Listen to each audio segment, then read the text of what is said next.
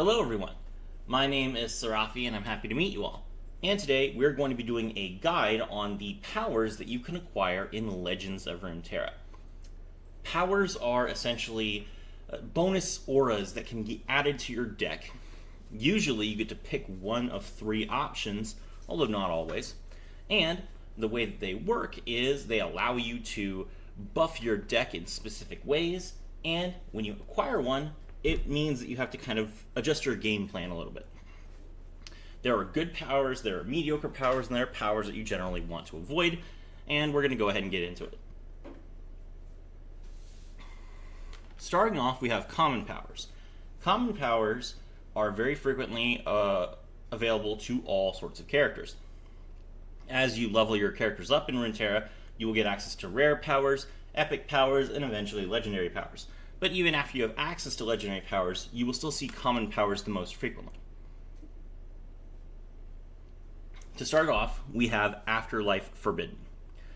When an ally dies for the first time, summon a Haunted Tomb.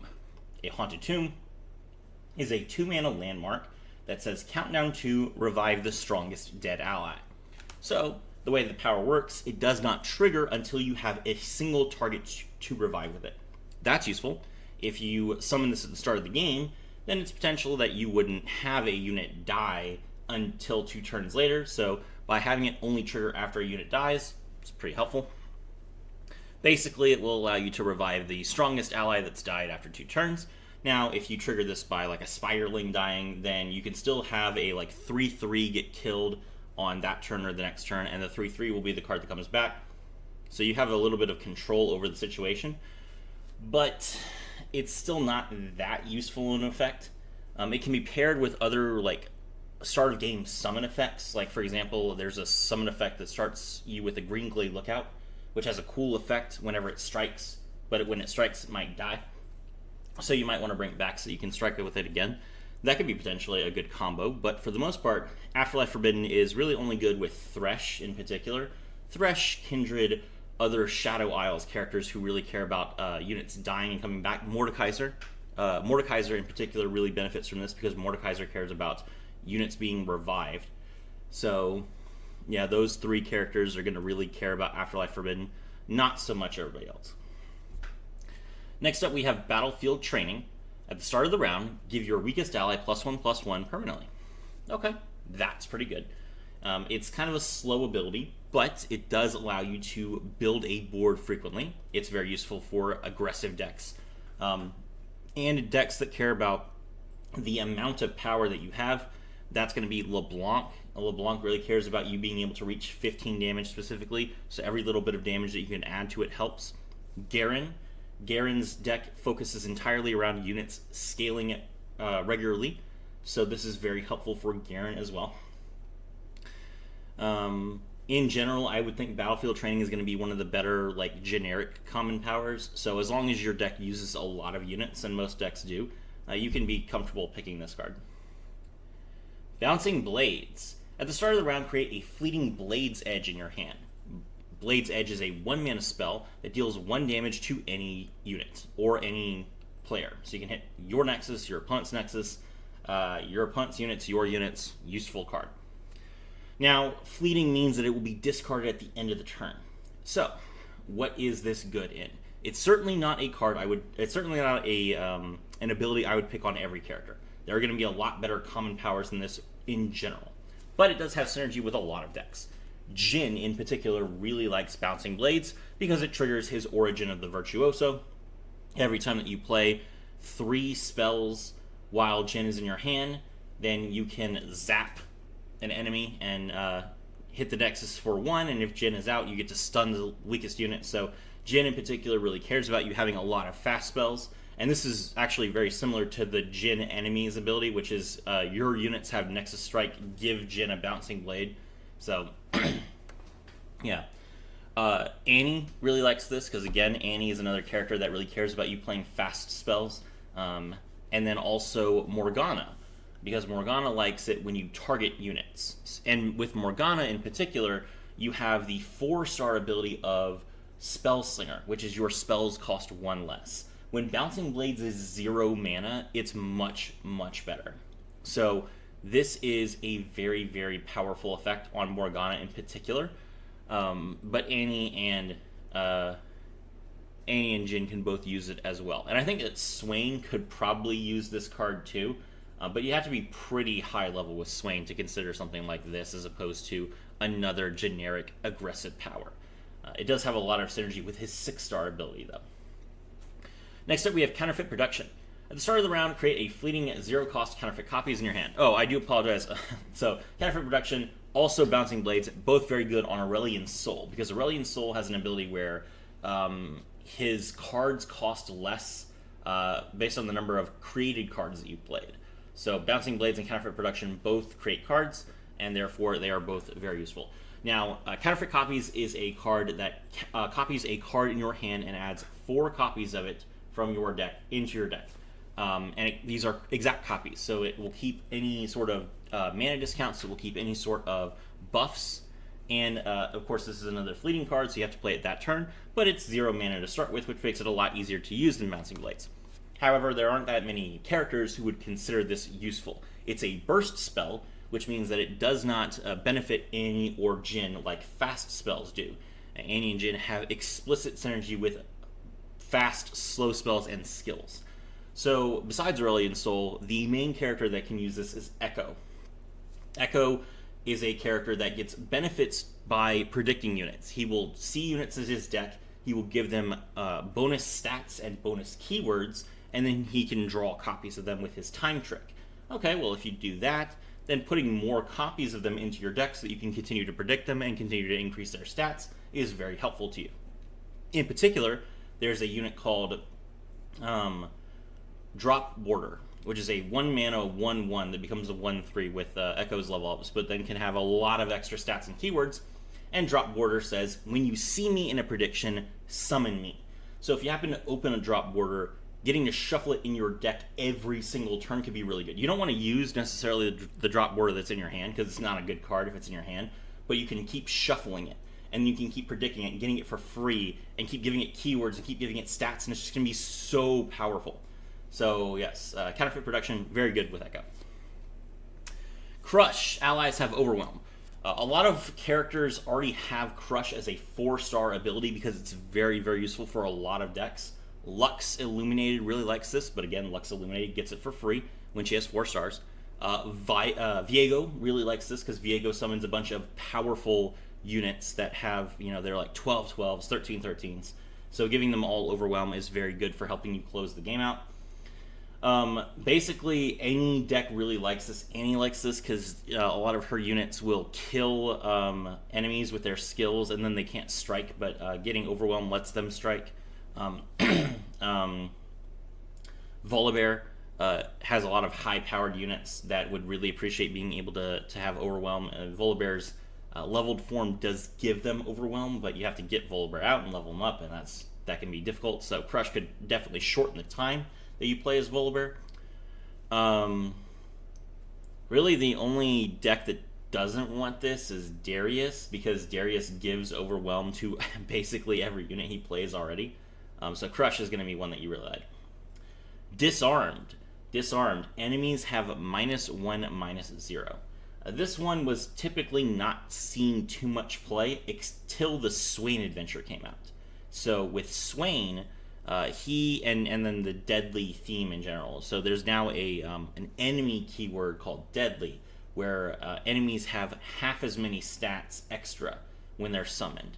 And with Swain, he and his entire area summons 3 City Breakers at the start of the game. City Breaker is a 1-mana 1/4, so when it comes down with the it's a 4-mana 1/5, and half of that is a 2/8. So he gets 3 free 2/8s to every encounter in the area. Disarmed reduces the initial attack by 1, making it 0, so that it doesn't have any attack even after the stats get multiplied. So it ends up being, I think, a 0/8 instead. So 3 0/8s. That saves you 6 damage out of the gate. So Disarmed is extremely good for the Swain area. But otherwise, not that useful of an effect. Next up, we have Dragon's Rage. Dragon's Rage is when you summon an ally, grant it Fury, and it becomes a dragon. Fury is a keyword that says when you slay a unit, get +1/+1 permanently. That is very helpful. And there are a couple of champions that get Dragon's Rage as their 4-star hero power. That's going to be Kaisa and Yasuo. Yasuo, of course, triggers the effect on Yasuo when he strikes a unit that has been stunned, which means that Yasuo will essentially be like a 20-10 in only a couple turns. Very, very good. And then Kaisa, she has evolved, so all of her units want to have extra keywords, so just giving all of her units Fury just makes her hit the evolved state a lot faster, which is going to make all of her units get +2/+2 because of how Evolve works. So very, very good for Kaisa. For other units, Dragon's Rage is it's good in a deck that really prioritizes trading. So that's going to be Garen primarily, because Garen has the free justice every turn. And then, let's see, it's definitely going to be Garen, and then probably also Volibear, because Volibear's units will strike immediately when they're summoned, thanks to his 2-star power. Tahm Kench really cares about units having a lot of extra stats to make up for how much they damage themselves. So Dragon's Rage really synergizes with Tahm Kench. You can potentially give it to the Poro King. The Poro King is another deck like Kaisa's that really cares about having a lot of keywords because of how the star powers work. So even if the Dragon's Fury, the Fury itself isn't necessarily useful to the Poros, it is useful to have multiple keywords that they don't have, and Fury is a keyword that Poros don't get naturally. So that's very useful for the Poro King. And then LeBlanc, because LeBlanc's deck has a lot of quick attack. So quick attack and Fury are very good together, because basically quick attack means that your unit will survive, and that's what Fury needs. And then the more power that you have, the more likely quick attack is to trigger. So those two keywords have a lot of synergy with each other. All right, next up we have Duelist. When you summon an ally, give it Challenger this round. This is so good that they made a better version of this, which we'll talk about in a minute. Duelist is extremely good. The Duelist is probably one of the best common keywords. It just gives, basically, it turns any unit that you summon into removal. Being able to select your blockers, which is what Challenger does, is very, very good. If you summon a 1/3 and your opponent has a 10/1, then that 1/3 just became deal 1 damage to that 10/1, which is what you want. So, Duelist is just getting Challenger in particular on any unit is very good. Obviously, I could just say Poro King, Kaisa, other decks that really care about either quick attack or like Yasuo has like his Fade Wave Twirlers are like 10/4s with quick attack and overwhelm. So giving them Challengers is really, really good. And then of course, LeBlanc also really enjoys having a lot of Challenger on her, but it doesn't matter. Every deck benefits from having Challenger. So this is, and especially because there's not a lot of ways for decks to deal with elusive units, and a lot of the more dangerous areas have elusive units as like a way to try and challenge the player or chip their health down. So being able to force elusive units into combat on your turn is very beneficial to stop your opponent from crashing them into you, because if they don't block with them, they'll come in and hit your Nexus and you can't block them because they're elusive. So yeah, just the Duelist is just going to be great. Unless you have a better option, you should always pick this.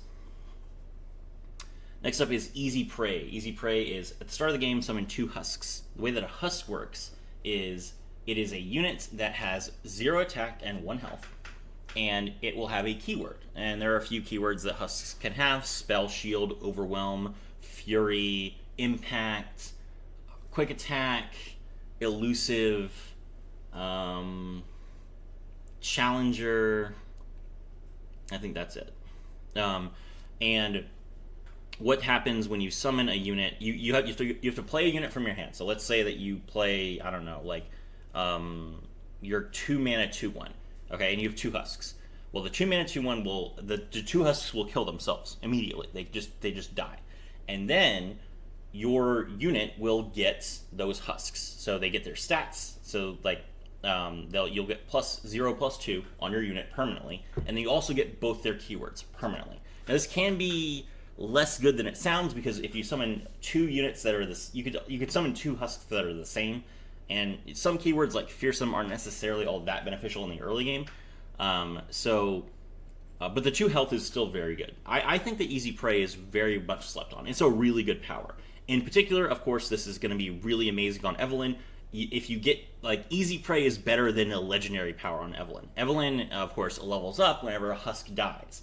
So, and she wants to, Evelyn wants to level up as much as possible because of the way that her star power works. She gets bonus stats everywhere, every time that she levels up. So, for Evelyn to level up multiple times, you need to trigger Evelyn's ability to kill a husk multiple times without most of your units dying, because she will stay as her level up form if at the end of the turn you've had 6 units die this game. So having the husks on the board for free without you needing to maybe summon like a suture or another low cost unit gets you started. It gets your game plan going. And Evelyn, especially, if you have a cost reduction or if you have like some removal, you could potentially not even summon a unit until you're able to play Evelyn. Evelyn is a 4-cost card, so that's a little steep. But in some areas, you could definitely pull that off. And then when Evelyn comes down, now you have 2 husks that feed her, and then she turns back, and then you can start like grinding it out, and you can potentially level her up 5 times in that scenario, because you use the 2, then you use another one, then you use another one, then you use another one, and then the 4th time that she levels up, then you've hit 6 units died. So Evelyn is just really, really good with Easy Prey, and especially if you have multiple Easy Preys, of course. Other decks that really care about this are going to be other decks that care about multiple keywords like Poro King and Kaisa, and then of course Elise really likes this as well, because Elise is, first of all, she's really cheap. She's a 2-mana champion that you'll probably have because you draw a champion at the start of the game every turn. And when allies attack, you give Spiderlings everywhere, +1/+0, and all allied champion keywords. So the more keywords that Elise has, the more powerful your Spiderlings get. So if you can get Elise with like Elusive or Overwhelm, that's going to make your Spiderlings much, much more dangerous. So yes, Easy Prey, very, very good on Elise. All right, Endurance. When an ally survives damage, grant it +1/+1 permanently. That's very, very strong. Again, this is another generic, like, really good power. It's slightly better than the battlefield training because it affects multiple units per turn, and it can affect units multiple times per turn. But it does require a little bit more work because you do have to actually have your units take damage. Good decks to use this on: Garen, because you're constantly having them take damage with the free judgment trades that you play. It's also very, very good on Tom Kench, again, because his units self-damage. So every time Endurance is actually Tom Kench's 1-star power. His 1-star power is whenever a unit survives damage, give it +1/+1. So this is just doubling Tom Kench's star power, which is amazing. And then, of course, Endurance stacks with itself. You can get multiple copies of Endurance, and it'll just trigger multiple times. Other decks that like to fix the self-damage, we have... let's see.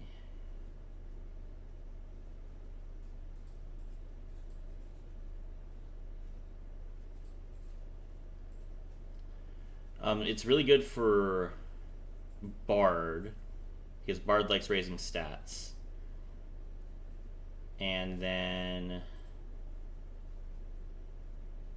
I would also probably say this is good for Darius, because the more power that you can get on your units with Darius, the more likely it is that you can hit that 15 requirement to get the free rally whenever you attack.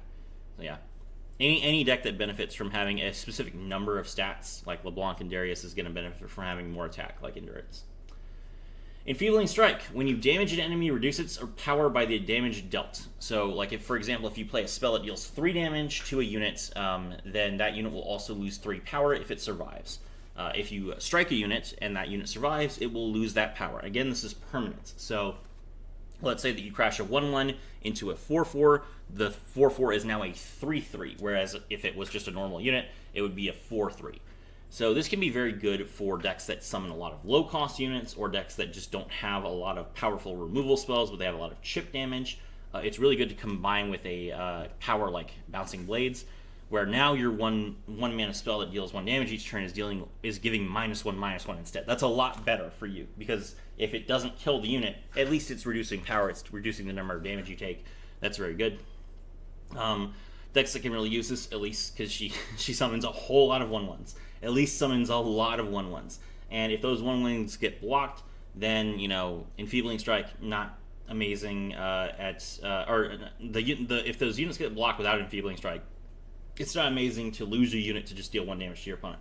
But if you have, 4 1/1s that get blocked, now your opponent has lost 4 damage off the field. That's really beneficial to you. And then, of course, they're not going to be 1/1s because they get attacked every time they attack. But they do have low health. So high attack, low health units like 3/1s, okay, that's pretty good for you, because now you can chip 3, 4, 5 attack off of your opponent's entire board. They have to block your units. If your units don't have Overwhelm, then Enfeebling Strike is a good way to make sure that you actually do win the game in the long run. This is also going to be really good for Morgana, because Morgana deals 2 damage to all cursed units at the end of the turn.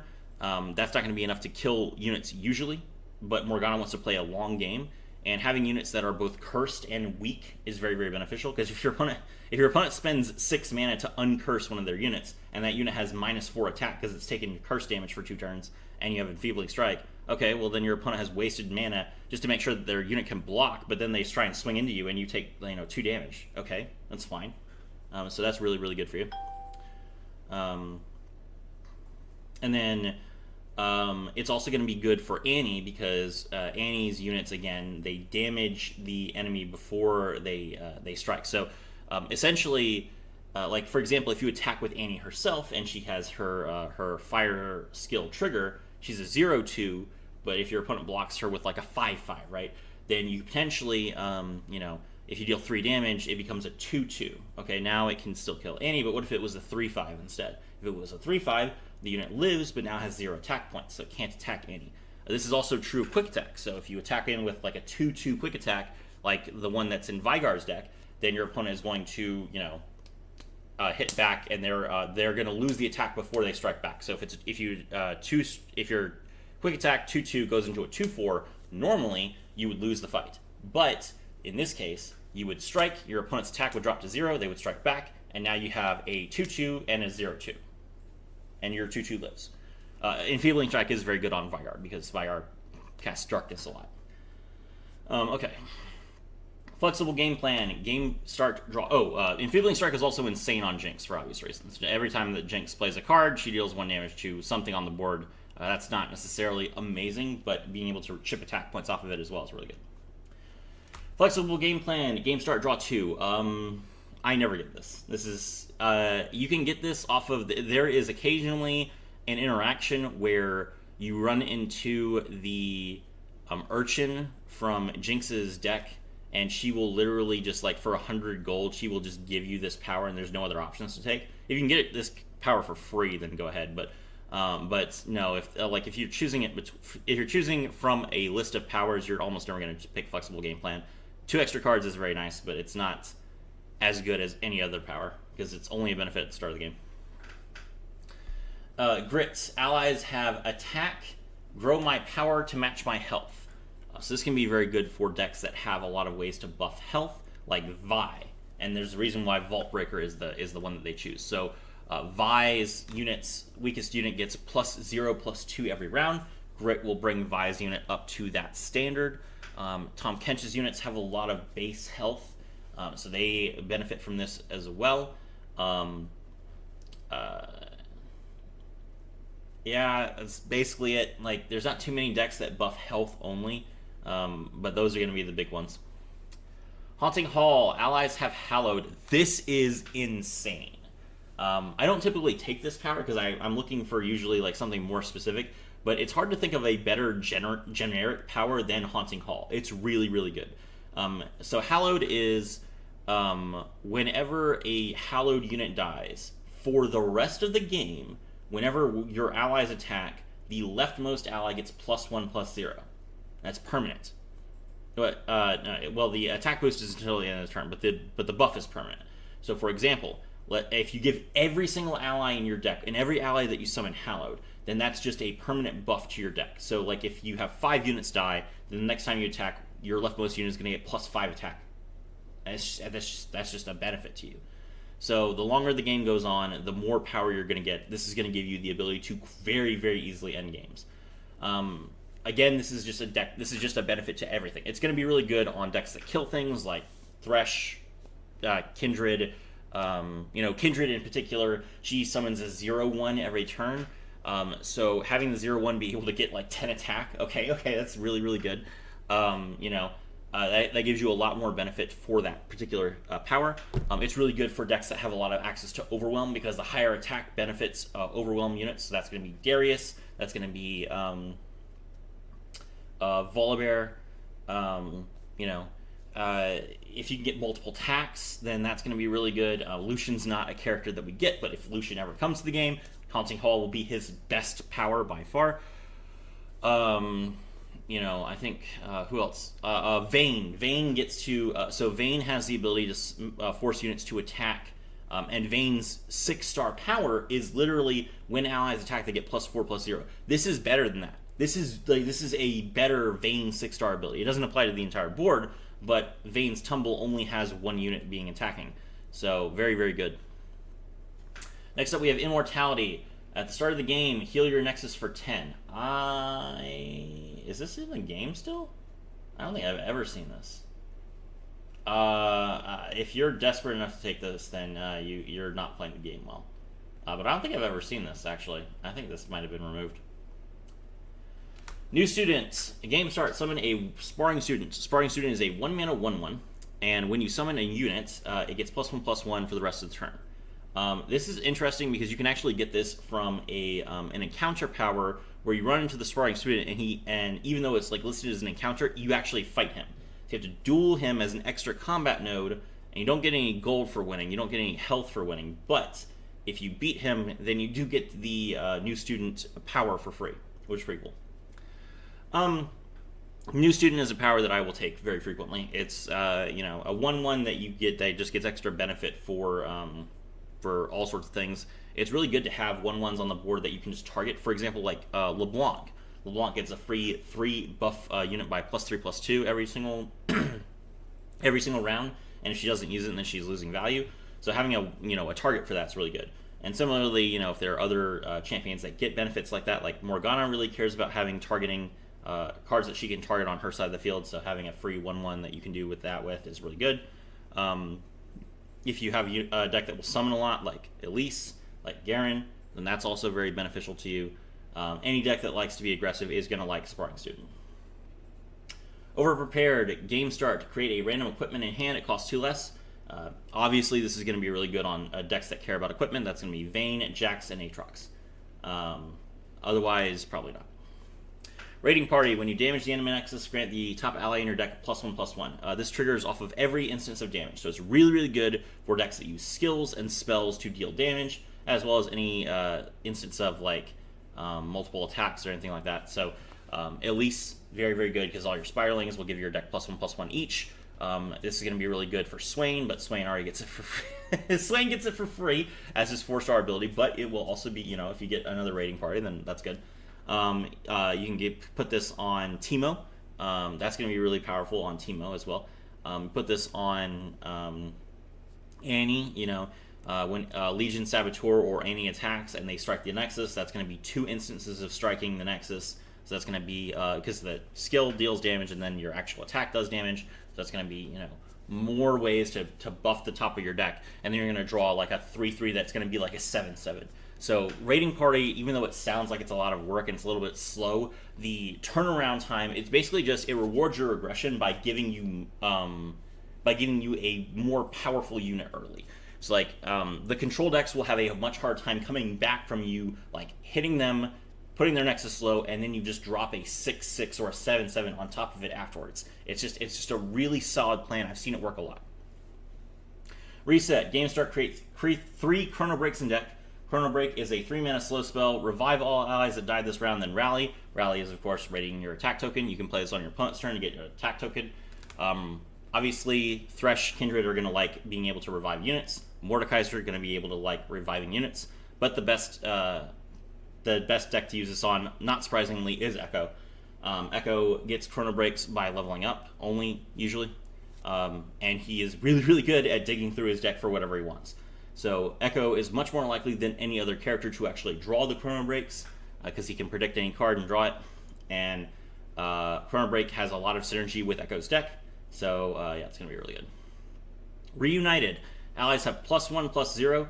This is not that good of an ability because it's just +1/+0. You know, you could other abilities like Endurance are going to give you more attack points overall, but this is really good for just, you know, if you summon a lot of tokens, if you summon a lot of dangerous enemies. In particular, this is really good, obviously, for Elise, but it's also really good for Annie because, in particular, Annie has 0 attack.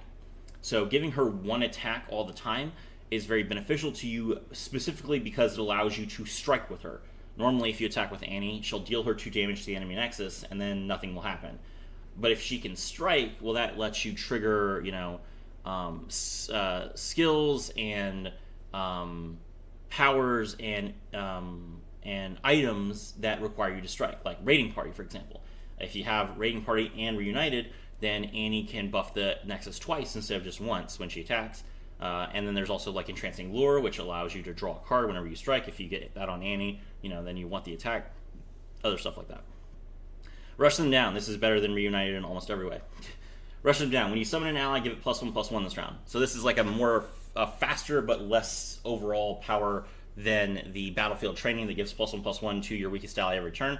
It's only +1/+1 for this turn, but it benefits every ally that you summon. It's a good way to just kill your opponent. Again, it's going to be your really aggressive, really fast decks, LeBlanc, Elise, Kindred, you know, decks that summon tokens are going to really benefit from this. And if we ever get Azir, oh my gosh. Azir is pictured in this specifically for this reason. Seat of Power, game start, summon an Emperor's Die. Emperor Die is a landmark that has, whenever you attack, summon a Sandstone token attacking. The Sandstone Charger is it's a 1-mana 1/1 that has Nexus Strike, deal 1 damage to the enemy Nexus. So if it's unblocked, it deals 2 damage instead. But it only deals 1 if it is blocked, which is kind of a cool effect. And it's ephemeral, so it will just die immediately after it strikes. I never take this. It's like kind of a cool idea, but it takes up a space on the board, and I don't like that. Sticky Fingers. When allies attack, nab 1. Nab is draw the bottom card of your opponent's deck that isn't a champion. So that's an interesting idea. It gives you draw, which is really nice. I would say that this benefits decks that really care about using a lot of cards, even if those cards aren't good. So that's going to be Samira in particular. Samira likes playing a lot of cards every single turn, and she benefits from being able to play multiple cards. Like, Samira just runs out of cards in her hand. So getting extra cards can be the difference between whether you rally or level up Samira or not. Decks that can discard cards are also like going to want to play this. I can't think of any decks that really care about discarding too much off the top of my head.